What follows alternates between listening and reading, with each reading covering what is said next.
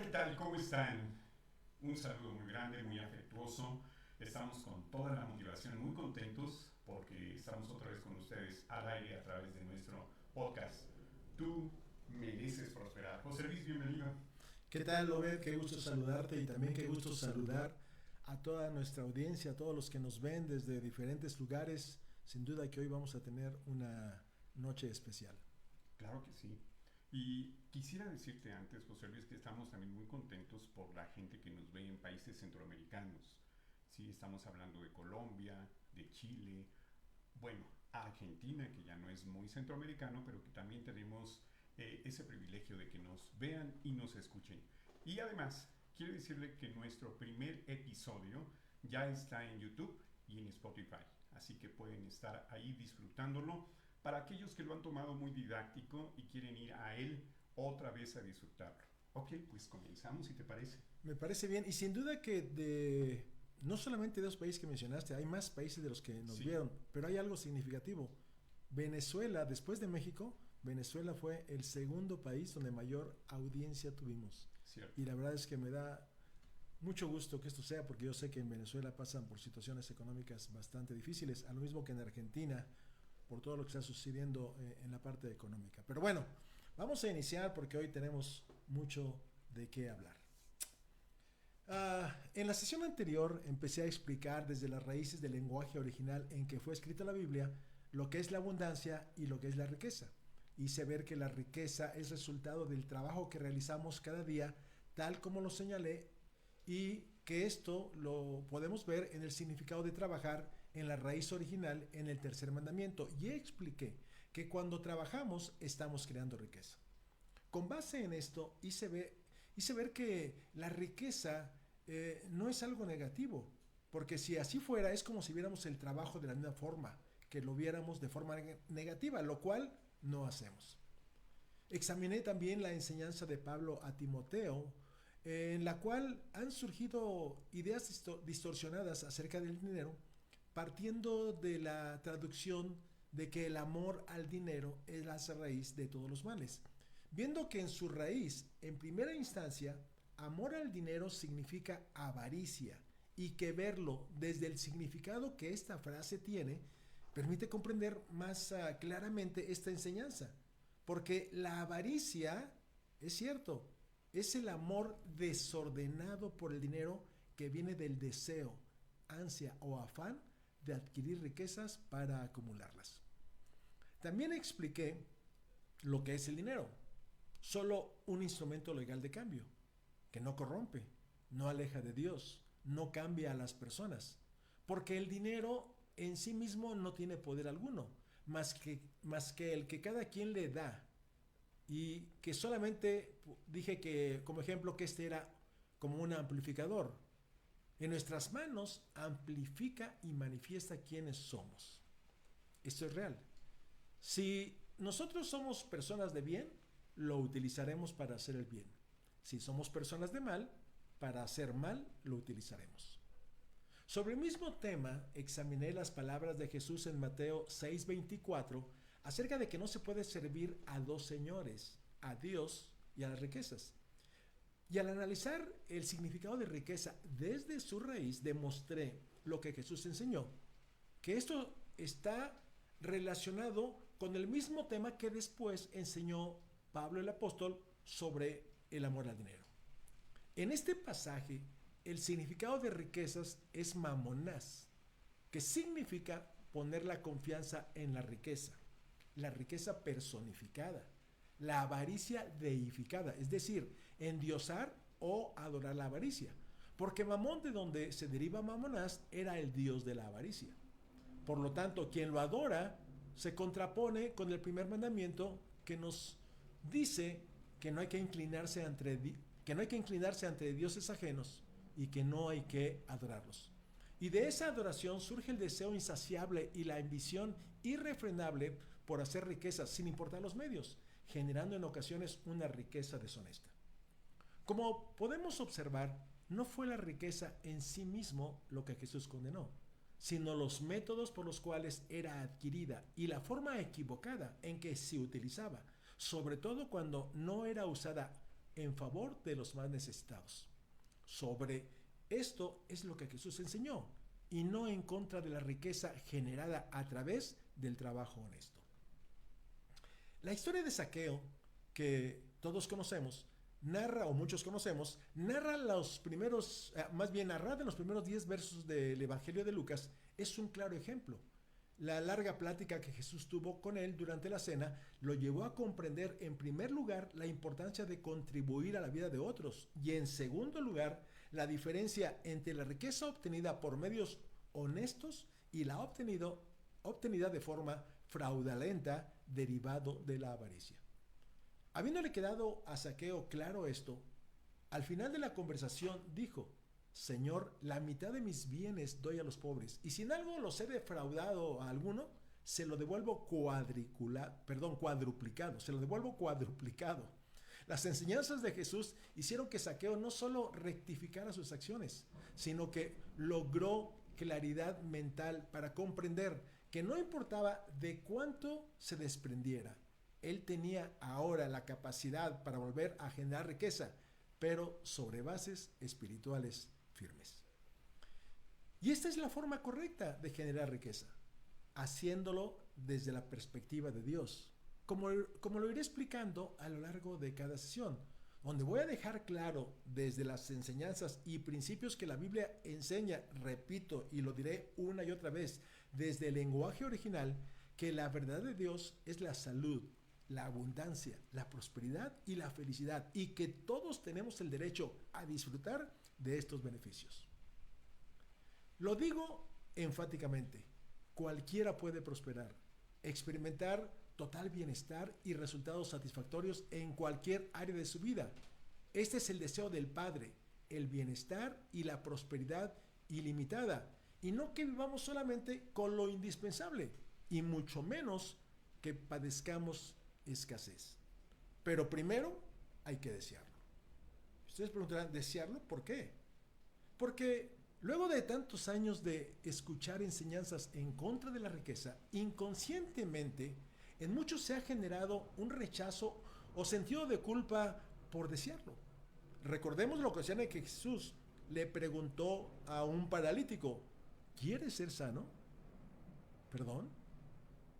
¿Quieres ser sano? Parecería que la pregunta era obvia. ¿Quién no iba a querer en esa situación ser sano? Pero demandó de él una elección. Yo te pregunto, ¿quieres prosperar? Debo considerar el hecho de que sí, porque el haber elegido estar escuchando esto es muestra de que quieres hacerlo.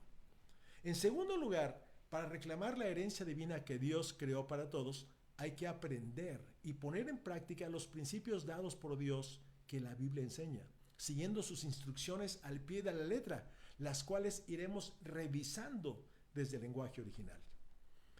También, como lo señalé, antes debes considerar romper con las creencias mal fundamentadas sobre la riqueza y el dinero, romper el sentimiento de culpabilidad o de negación que pudiera existir por el deseo de prosperar, sentimiento que surge en millones de personas debido a todo lo que han oído por años.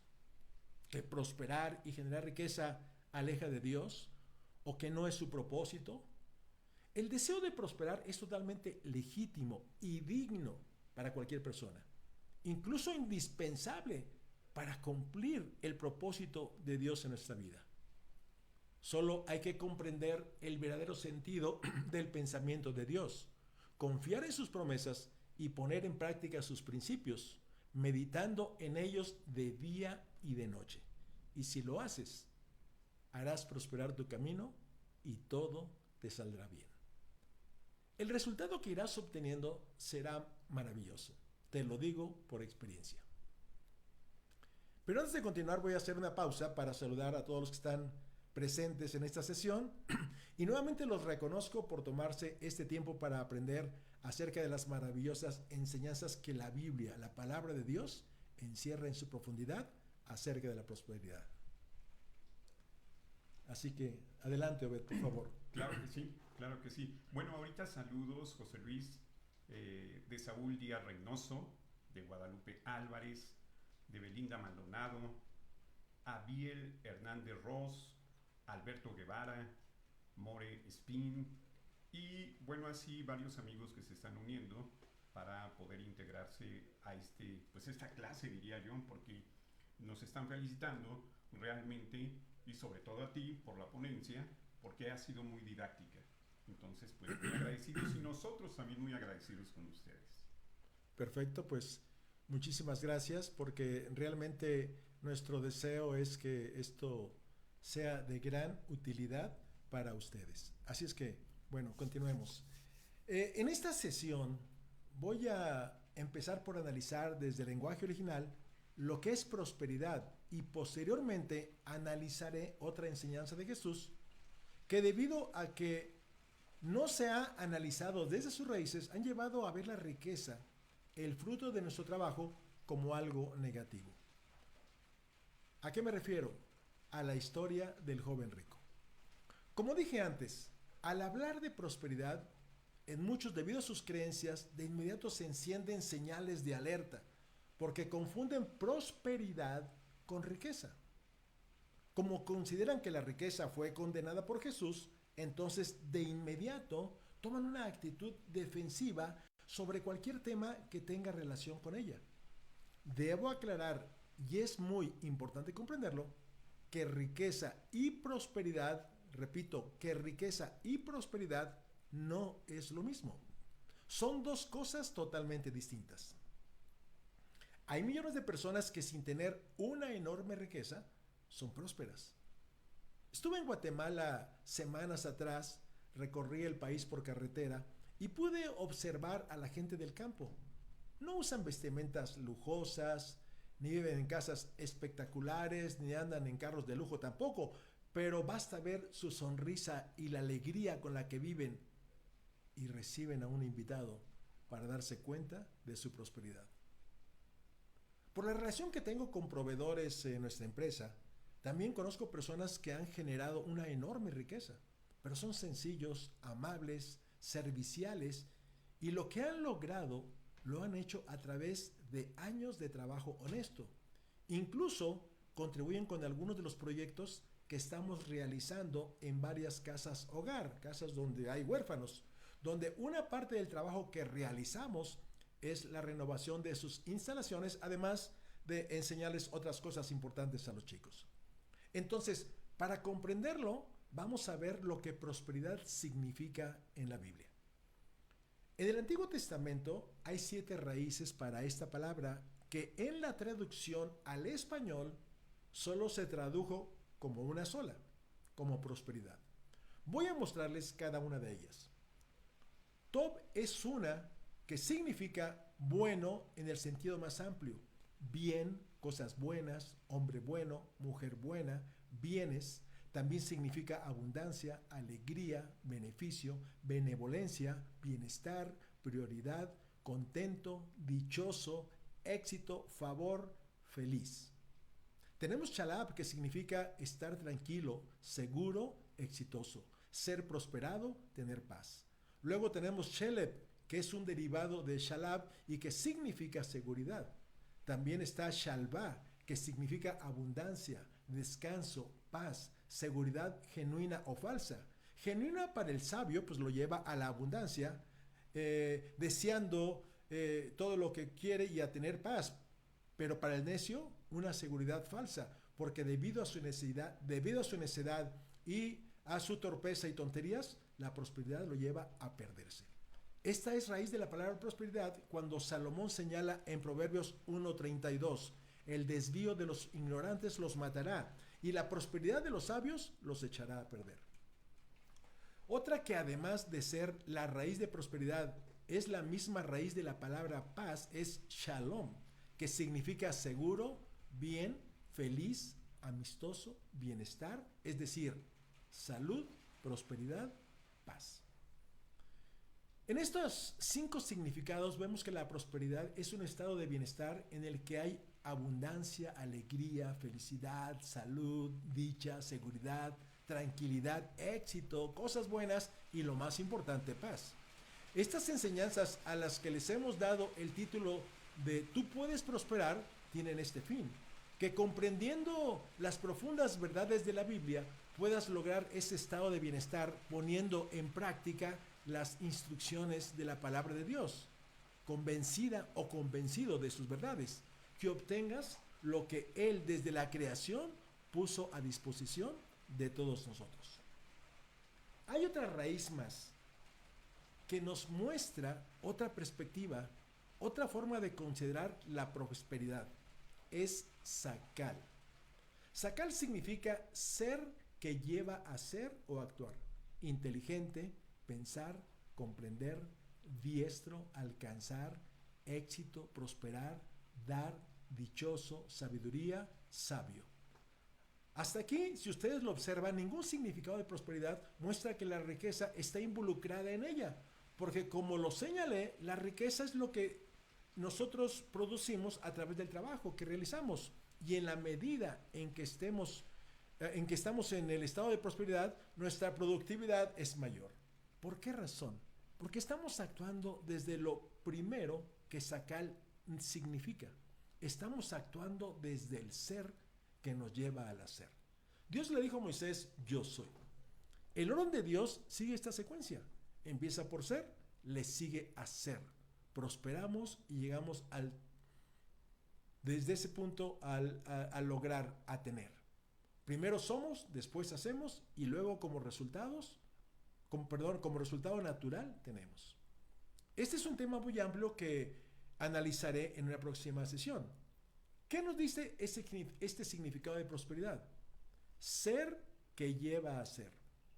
Que en el orden de Dios, lo que debe definir nuestra vida es el ser, la parte espiritual que está relacionada con el reino de Dios, ya que es nuestro espíritu donde reside la fuerza que luego nos lleva a lo que hacemos. Lo repito, primero somos, después hacemos y luego como un resultado natural tenemos. Y es la razón por la que Jesús dijo que buscáramos primeramente el reino de Dios y su justicia, y que todo vendría por añadidura. Es decir, es un resultado natural. ¿Y qué es el reino de Dios? Lo analizaré más adelante cuando hable de la historia del joven rico. Ahora, vean ustedes la secuencia de los significados de Sakal. El ser nos lleva a hacer, a actuar con inteligencia, a pensar desde el pensamiento de Dios y a comprender la forma en que funciona su reino.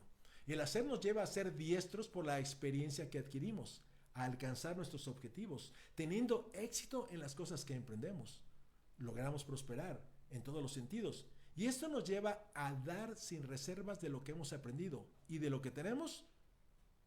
Y ¿cuál es el resultado? Sentirnos dichosos. Y en el proceso adquirimos sabiduría y nos volvemos sabios. Maravilloso, ¿no es cierto? Pues bien, ahora quiero que noten lo siguiente. Los primeros 5 significados de prosperidad tienen que ver con un estado de bienestar. Este último tiene que ver con el ser que nos lleva a hacer, es decir, con la acción, y luego a tener resultados tangibles, que son los que quiero que ustedes experimenten en su vida diaria. Pero voy a mostrarles el último de los significados de prosperidad, que es muy significativo y los va a sorprender. Los invito a que pongan toda su atención, porque estos son los descubrimientos maravillosos que se obtienen cuando se escudriña la Biblia. Hay un nombre que eruditos y grupos religiosos le dan a Jesús en el idioma hebreo. Este nombre es Yeshua y es utilizado extensamente por el judaísmo mesiánico y por los judíos que creen en Jesús como el Mesías. Y los hebreos también, cristianos, también aceptan esto. En el Nuevo Testamento, tomando en cuenta que su versión original es en griego, el hebreo Yeshua lo transcribieron como Yeshous, que posteriormente se tradujo al español como Jesús. Por lo tanto, Yeshua y Jesús se refieren al mismo nombre del Señor Jesucristo. Y aquí viene lo interesante. Porque otra raíz de prosperidad que aparece en el Antiguo Testamento es precisamente Yeshua, que significa algo salvo. De aquí auxilio, prosperidad, liberación, salvación, salvador, triunfo y victoria. Si lo observas, aquí prosperidad en su raíz muestra la misión de Jesús, quien como Salvador nos vino a traer salvación, liberación, triunfo y prosperidad. Yeshua se deriva de la raíz hebrea yashá, que significa estar seguro, liberar, socorrer, libertador, rescatar, salvación, salvador. Y lo mismos también reflejan el propósito y misión de Jesús, que es la de ofrecer redención a la humanidad a través de su vida, enseñanza, muerte y resurrección. Cuando Jesús dijo, mi paz os dejo, mi paz os doy, estaba diciendo, mi prosperidad les dejo, mi prosperidad les doy, para que echen mano de ella. Porque la palabra paz en el lenguaje original es eirene, del verbo primario eiro, que significa unir, por implicación, que lleva en sí prosperidad. Es decir, la paz está unida a la prosperidad y viceversa. Y esta es la forma de medir la prosperidad verdadera, que tiene bases bíblicas, que viene de Dios, la fuente de todas las cosas. Mucha gente erróneamente piensa que su prosperidad y bienestar económico depende de sí mismo o de alguien más. No es así. No depende de la gente, de las situaciones, de las circunstancias. Depende solamente de los pensamientos y las creencias correctas, escritas en la Biblia hace miles de años, a fin de aceptar y recibir la prosperidad que Dios tiene para cada uno de nosotros. ¿Cuándo? Ahora. Entonces, independientemente del trabajo que realices, tú puedes prosperar, porque esta es tu herencia divina, pero hay que creerlo, abrir la mente para recibirlo, actuar de acuerdo a las instrucciones y dar gracias a Dios por ello. Pablo se lo dijo a los corintios de la siguiente manera: el que suple semilla al que siembra, también le suplirá para que coma y aumentará sus cultivos y hará que ustedes produzcan, ¿qué cosa? ¿Qué es lo que dice? Que ustedes puedan producir, que produzcan una abundante cosecha de justicia, que en su raíz significa carácter. Ustedes serán enriquecidos en todo sentido, que en su raíz significa, fíjense bien, obtener riqueza como llenura. Literalmente dinero, posesiones, abundancia. Específicamente legado valioso para que en toda ocasión, a su vez, ustedes puedan ser generosos y para que por medio de nosotros la generosidad de ustedes resulte en acciones de gracias a Dios. Ese es el significado de riqueza en este pasaje. Reitero, esta es tu herencia divina. Y esto y estás en todo tu derecho de aceptarla o no, creyendo firmemente en esto y en las promesas divinas. Hubo alguien que hizo, vamos a decir que de alguna manera entendió esto y entonces redactó su propia versión y dijo: agradezco el bienestar y la prosperidad que viene hacia mí, porque creo en las promesas de Dios, quien nunca me dejará ni desamparará. De la abundancia creado por Él, que tiene bienes ilimitados, estoy abierto y receptivo a recibirlos en mi mente, en mi cuerpo, ahora y en mi vida. Lo acepto, lo experimento y doy gracias a Dios por ello. Estas palabras las fue integrando en su mente y con el paso del tiempo se fue deshaciendo de viejas creencias acerca del dinero y la riqueza, que era una barrera para su generosidad por las creencias que tenía. En la medida en que se fue deshaciendo de ellas, las bendiciones de Dios empezaron a fluir de manera abundante y tangible en su vida, porque quitó estas barreras que le impedían sus creencias erróneas. El objetivo de estas lecciones es que aprendas a ser próspero Y cuando digo prosperidad, me estoy refiriendo a que tú puedas recibir la abundancia de Dios. Y me refiero a la abundancia en todos los sentidos. Y aceptar tu herencia de prosperidad ilimitada, declarando con las promesas de Dios en mano los bienes a los que tienes derecho y estar listo para recibirlos. Esto es muy diferente a decir, la situación está muy difícil, no hay dinero que alcance, vivo muy limitada de dinero, me preocupa quedarme sin dinero. Y otras frases similares que en lugar de edificar, crean temor, preocupación y ansiedad. Y si lo observan, con este tipo de conversaciones, quien lo declara le está dando al dinero un poder enorme, porque están vinculando su bienestar a tener dinero, y como no lo tienen, su bienestar está deteriorado. Si alguna de estas frases las has dicho, debes reemplazarlas por otras que te den poder, declarando en ellas las promesas de Dios. Por ejemplo, en lugar de decir la situación está muy difícil, declara con fe: el Señor es mi pastor y nada me faltará. El bien y la misericordia me seguirán todos los días de mi vida. Y observa esto. La palabra bien tiene la misma raíz que uno de los significados de prosperidad. Tiene la misma raíz que Tov, que significa bueno en el sentido más amplio, bien, cosas buenas, hombre bueno, mujer buena, bienes, abundancia, alegría, beneficio, benevolencia, bienestar, bondad, contento, dichoso, éxito, favor, feliz. ¿Cuántas veces han recitado el Salmo 23? Que seguramente se saben de memoria algunos, cientos, tal vez miles.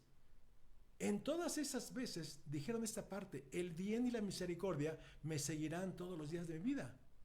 Cuando lo vuelvan a hacer ahora y lleguen a esa parte, pueden decir lo bueno en el sentido más amplio, las cosas buenas, los bienes, la abundancia, la alegría, el beneficio, la benevolencia, el bienestar, la bondad, el entretenimiento y el favor de Dios, así como su misericordia, me seguirán todos los días de mi vida.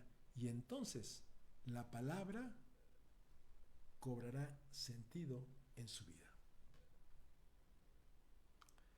En lugar de decir no hay dinero que alcance, declara con fe: en todas mis necesidades confío en el Señor, quien suplirá todo lo que necesito conforme a sus riquezas en gloria. Y lo mismo aquí. De riqueza, su raíz es ploutos, que significa riqueza como llenura, literalmente dinero, posesiones, o figurado, de forma figurada, abundancia, riquezas, específicamente legado valioso. En lugar de decir vivo muy limitada de dinero, declara con fe: pienso y actúo desde el pensamiento de Dios y de la abundancia que hay en mi corazón. Solo salen palabras de abundancia, solo salen de mi boca este tipo de expresiones. Recuerda que abundancia, lo vimos la vez pasada, de sabea significa copiosidad, y que esta se deriva de sabá, y esta se deriva de sabea, que significa saciar, llenarse a satisfacción, colmarse, lleno, saciarse, satisfecho. En lugar de decir me preocupa quedarme sin dinero, declara con fe: si las aves del cielo, que no siembran, ni ciegan, ni recogen en sus graneros, mi Padre las alimenta, yo valgo mucho más que ellas, y Él me provee de todo lo que necesito. En lugar de ver tu situación de posible carencia, puedes decir: yo soy próspero, yo soy hijo de Dios y merezco vivir con abundancia. Yo soy heredero de un legado valioso. Acepto la prosperidad que Jesús me ha dejado, me ha dado, y me libero de todo temor. Mi familia y yo somos merecedores de una vida digna, libre de deudas y de toda carencia. En mi mesa siempre abunda el pan y doy gracias a Dios por ello. El sentimiento que estas palabras producen es muy diferente al sentimiento que producen las otras frases destructivas. ¿Qué es lo que están haciendo? Simplemente expresando carencias. Algo que acostumbro antes de dormir es repetir en mi mente frases como estas con el fin de que en mi mente subconsciente las se absorban y me lleven a actuar de manera automática en mi vida diaria de acuerdo a los principios y promesas de Dios. Cuando por la madrugada me llego a despertar, en esos momentos en que cambio a uno de posición y me despierto por unos instantes, vuelvo a hacerlo. Aunque sea una corta frase, lo vuelvo a hacer. Y si tú lo haces, verás que se convertirá en una práctica fácil para ti.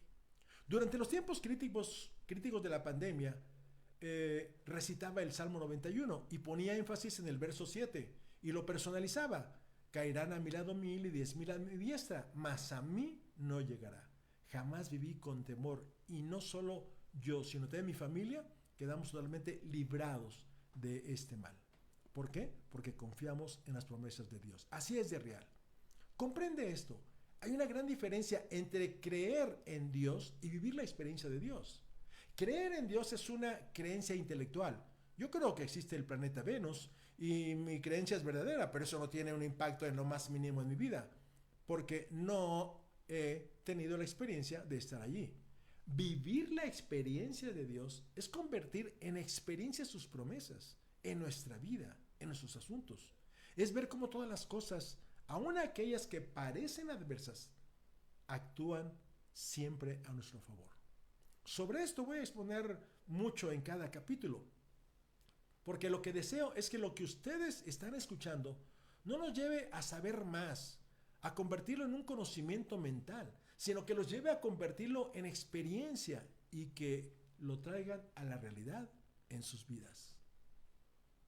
Pero quiero hacer otra pausa para saludar a quienes se han unido al podcast y para ver si hay alguna pregunta adelante. Claro que sí. Por favor, Luis. Muchas gracias. Pues Belinda dice, wow, siempre hay algo que aprender. Federico, totalmente de acuerdo con la manera de hacer este tipo de declaraciones. Y bueno, más y más gente se nos une. Quiero agradecer a José Ricardo Ortiz, que nos saluda, Alejandra Lu, a Irma Oviedo, Nochebuena, gracias, Amor Espín. Pues muchas gracias por estar con nosotros y también los invito para que si alrededor de esta exposición que está dando José Luis tienen alguna pregunta, la pongan ahí en los comentarios, ¿sí? O quieren hacer un comentario que tengan un poco más de duda o que incluso tengan la oportunidad de saber más de un punto, ¿ok? Muchas gracias. Muy bien, Obed, muchas gracias y muchas gracias a todos los que están aquí con nosotros. Voy a entrar ahora a otra historia del Nuevo Testamento que ha sido motivo de discusión, por lo que algunos consideran que Jesús condenó a los ricos y la riqueza. En los evangelios de Mateo, Marcos y Lucas encontramos la historia del joven rico, nombre que se le ha dado a esta historia muy conocida. Narra que un hombre que poseía autoridad, ya que seguramente tenía dinero en gran manera, rango o cierto poder político, le preguntó a Jesús qué necesitaba para heredar la vida eterna. Luego que Jesús le hace ver que es guardar los mandamientos, él responde que todo eso lo ha guardado desde su juventud. Jesús le dice, si quieres ser perfecto, anda, vende lo que tienes y dalo a los pobres, y tendrás tesoros en el cielo, y ven y sígame. Y cuenta la historia que cuando el joven escuchó esto como respuesta, se fue triste, porque tenía muchas posesiones. Voy a analizar esta historia viéndolo desde el fondo, y hay que ver que hay ocasiones en que alguien pregunta algo relacionado consigo mismo, buscando encontrar la respuesta que valide su forma de ser. No con el objetivo de ser retroalimentado para ir al siguiente nivel. Algo de esto hubo en la pregunta del joven rico, y es la razón por la cual, luego de que Jesús responde su pregunta, se va decepcionado. No fue validado en la respuesta de Jesús, aun cuando él consideraba que su forma de vida era recta. Esto fue lo que realmente mostró con su actitud. Definitivamente, el apego a los bienes materiales fue uno de los cosas que el joven rico tenía. Un estado de aferramiento excesivo hacia sus posesiones materiales. Hacerse de bienes materiales era lo que le daba sentido a su vida, estando impedido para ver el valor de lo que Jesús le estaba ofreciendo. Su riqueza no tenía bases espirituales, estaba todo hecho desde una conciencia material, por lo que le era imposible emocionalmente liberarse de ellas. Desde esa perspectiva, el joven rico era un avaro.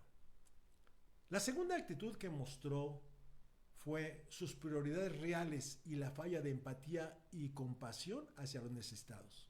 Su riqueza era su principal preocupación y enfoque. No le preocupaba el bienestar de otros. Y como su riqueza definía su identidad, no estaba dispuesto a renunciar a ella, ya que también representaba su estatus social y comodidad, elementos que eran parte integral de su vida. No estaba dispuesto a sacrificarlos, lo que hizo que la perspectiva de deshacerse de ellos fuera demasiado difícil de aceptar. Otra actitud que tuvo el joven rico fue el miedo a la incertidumbre. Él quizá pudo experimentar miedo, ansiedad o angustia porque interpretó la propuesta de Jesús como un llamado a la pobreza absoluta. La idea de desprenderse de todas sus posesiones para darlo a los pobres implicaría un cambio drástico en su estilo de vida y provocaría una gran incertidumbre sobre su futuro que no estaba dispuesto a afrontar. Su confianza y seguridad se la daban sus riquezas. Y finalmente, su cuarta actitud fue que mostró una falta total de fe. El joven rico vivía desde la religiosidad, sin comprender lo que es vivir desde la espiritualidad, es desde donde se confía completamente en Dios como la fuente de todas las cosas, para vivir una vida centrada en los valores con los que se alcanza la prosperidad verdadera, como ya mostré en sus definiciones. Pero ahora veámoslo desde la perspectiva de Jesús. Su propuesta fue: si quieres ser perfecto, anda, vende lo que tienes y dalo a los pobres, y tendrás tesoros en el cielo. Y ven y sígueme. Para comprenderlo, volvamos al lenguaje original. Perfecto tiene como raíz teleios, que significa completo en varias aplicaciones de trabajo, crecimiento mental y carácter moral, alcanzar madurez, cualidad de completo. Es decir, lo que distingue a una persona. El carácter es la esencia más importante que se puede poseer, pues define quiénes somos como personas. Permite ejercer además la voluntad con libertad. El carácter se define como el conjunto de atributos o valores que nos permiten responder a cualquier circunstancia de vida bajo normas elevadas de conducta. Entre sus valores se encuentra la generosidad, la solidaridad, la empatía, algo que debido a su avaricia, el joven rico carecía. Teleios también se deriva de timon, que significa valioso. La palabra vender, en el lenguaje griego, su raíz es poleo, que significa trocar. Trocar es cambiar una cosa por otra, alterar o cambiar la esencia o forma de una cosa, hacer cambios. Jesús estaba invitando al joven rico a cambiar sus riquezas perecederas por el auténtico valor que iba a adquirir a través del desarrollo de su carácter y confianza en Dios.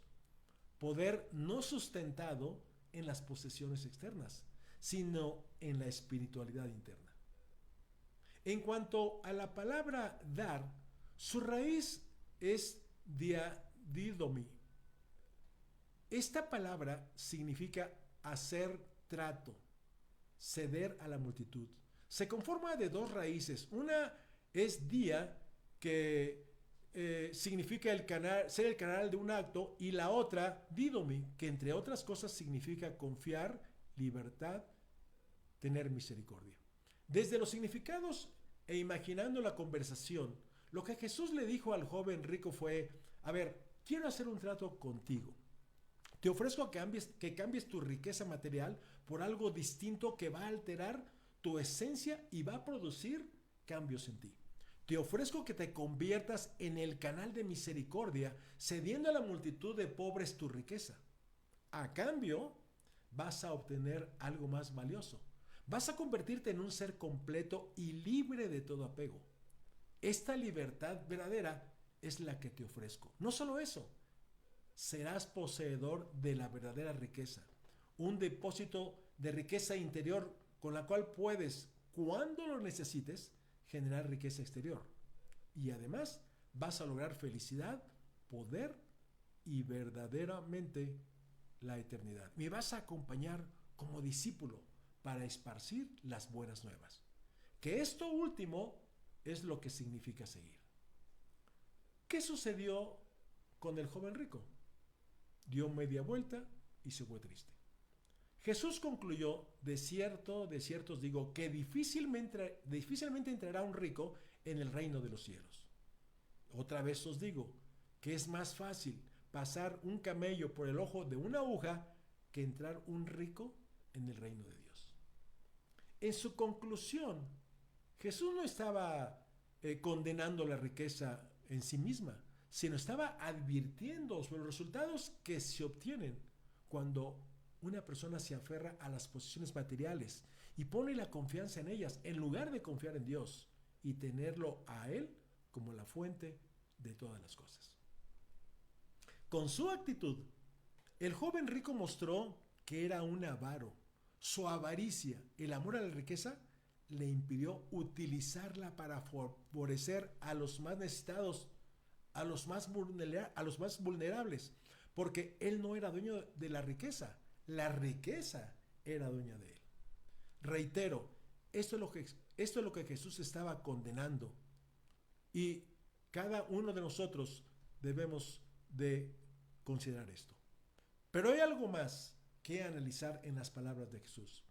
Observen ustedes que Jesús utiliza dos términos similares: el reino de los cielos y el reino de Dios. En varias ocasiones Jesús mencionó el reino de los cielos o el reino de Dios se ha acercado a ustedes. Esto se ha interpretado como ir al cielo. Vamos a analizarlo desde su raíz. Jesús varias veces y en diversas situaciones animó a las personas a buscar el reino de Dios como una prioridad fundamental en sus vidas. A través de diversas parábolas quiso explicar el significado y naturaleza del reino de Dios, haciendo ver que era algo que estaba en su ministerio y que a través de él, de sus enseñanzas, verdades y principios, lo estaba poniendo a la disposición de la gente para que pudieran experimentarlo y para poder llevar a cabo una transformación personal, donde estuviera presente la misericordia, la justicia y el amor incondicional hacia Dios, hacia sí mismo y hacia el prójimo, como cuando encerró toda la ley en 2 mandamientos. Ustedes recuerdan este pasaje. Uno de estos ejemplos lo vemos en Lucas capítulo 17, verso 20 y 21, que dice: preguntado por los fariseos cuándo había de venir el reino de Dios, él le respondió y dijo: el reino de Dios no vendrá con advertencia, ni dirán helo aquí o helo allá, porque he aquí el reino de Dios está entre vosotros. Como se puede observar, no hablaba de algo futuro. En eso hay que poner atención en lo siguiente. Primero, fue algo que puso en ese momento a la disposición de todos para disponer de sus beneficios. Segundo, repito, no habló en futuro, habló en tiempo presente. Es algo que ya había llegado, que ahí ya estaba presente y que está presente hasta hoy. Y no algo futurista como se interpreta. El futuro tiene que ver con otras enseñanzas de Jesús, pero en esa específicamente tenía que ver con esto. Yendo al significado de su raíz, la palabra reino viene del griego basileia, que significa reinar, gobernar concretamente en un campo o ámbito mediante la noción del conocimiento de poder. Esto es lo que dice el lenguaje original. Ahora, ¿qué es campo o ámbito? Es un campo o ámbito en el que nos desenvolvemos. Y la última parte, mediante la noción del cimiento del poder, que significa con el conocimiento pleno de sus fundamentos y principios. Entonces, desglosando, reinar y gobernar en el campo de pensamiento de Dios es algo que hacemos en el presente, como parte de nuestra misión, con el conocimiento pleno de sus fundamentos y principios. Es decir, gobernados por las reglas o leyes de Dios, viviendo alineados con los valores divinos, con la esperanza de una realidad transformada en la cual Dios reina plenamente en nuestras vidas y sobre todas las cosas, y con una actitud de humildad, entrega y arrepentimiento. Y con ello provocar una transformación profunda en nuestra vida que refleje los valores del reino y la obediencia a su voluntad.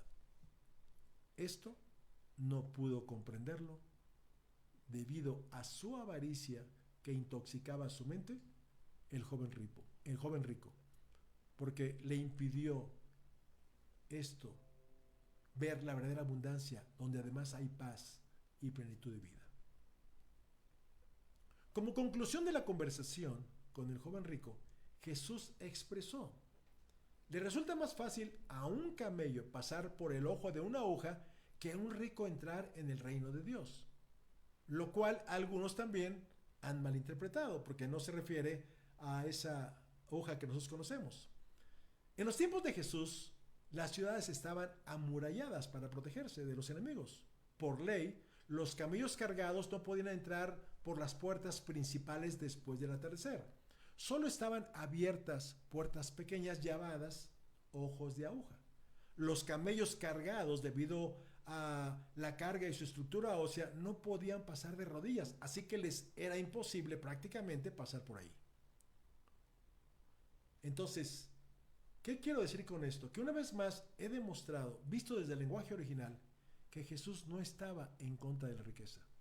Por lo tanto, el punto no está en lo que se tenga o se pueda tener, sino en la actitud que se tiene hacia las posesiones. Es decir, no hay nada negativo que alguien posea riquezas, por muchas que haya logrado como resultado del trabajo honesto, sino que las riquezas lo posean a él.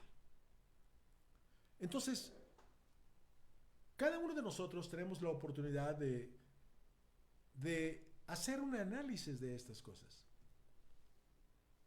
Porque realmente hay una gran diferencia entre hablar solamente desde lo que yo leo a hablar desde lo que yo escudriño. Y como lo expliqué la vez anterior, escudriñar es ir al fondo. Ir al fondo, como en el mar que puse de ejemplo. Tenemos que sumergirnos en él y entonces veremos las riquezas. Y eso es lo que yo pretendo a través de esas enseñanzas. Por supuesto, hay quien puede diferir, hay quien puede pensar de otra manera. Es muy válido. No se trata de que todos pensemos exactamente igual. Cada uno de nosotros tenemos el derecho a hacerlo, pero desde lo que yo he descubierto en las raíces, es lo que les comparto a ustedes.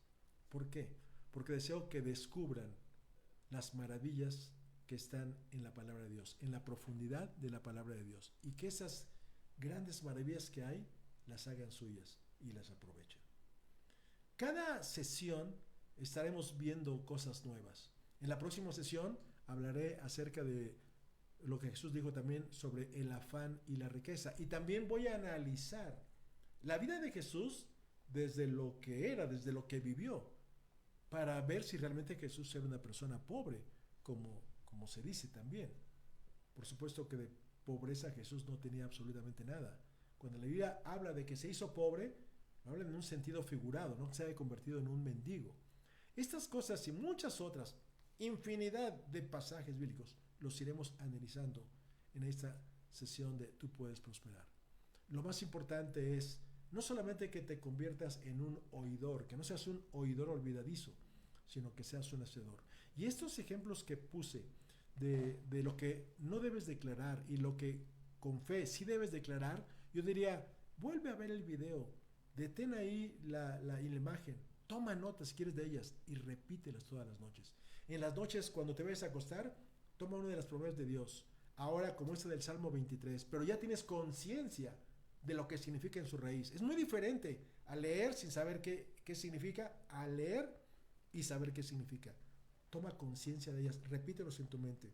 Te despiertas en la noche, en lo que te acomodas, repite una promesa de Dios. Y te vas a dar cuenta que como un vaso que tiene agua sucia y en él empiezas a colocar un chorro de agua limpia, con el paso del tiempo el agua limpia va sacando el agua sucia y solamente queda el agua cristalina. Esto es lo que yo deseo para ti. Gracias por estar aquí presentes. Nos vemos en la próxima sesión. Obed.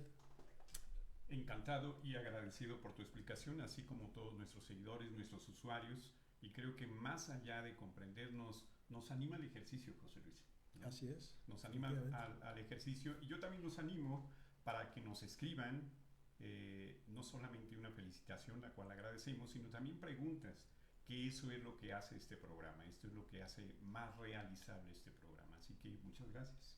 Sí, y precisamente esto, porque si alguien dice, a ver, pero yo he visto esto en la escritura, lo analizamos.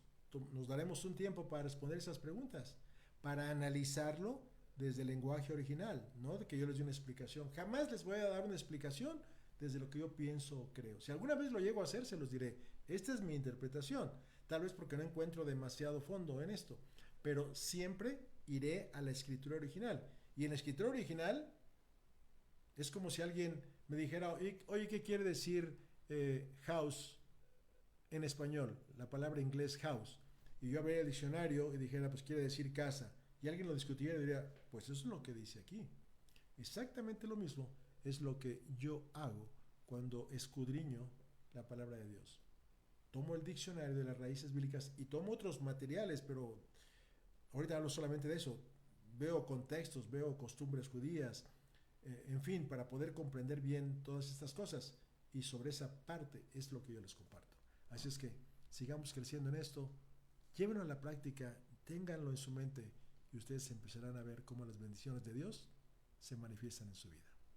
Bendiciones para todos.